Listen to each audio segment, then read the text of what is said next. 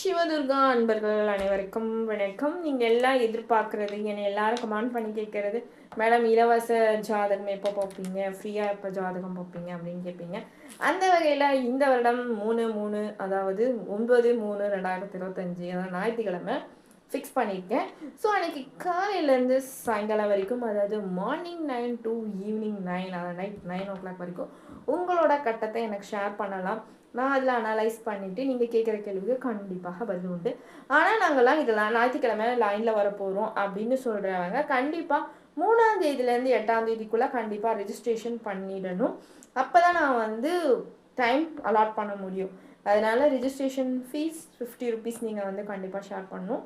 Share பண்ணிவிட்டு நீங்கள் அனுப்பும் பொழுது உடனடியாக உங்களுக்கு ஜாதகம் பார்த்து தரப்படும். நன்றி.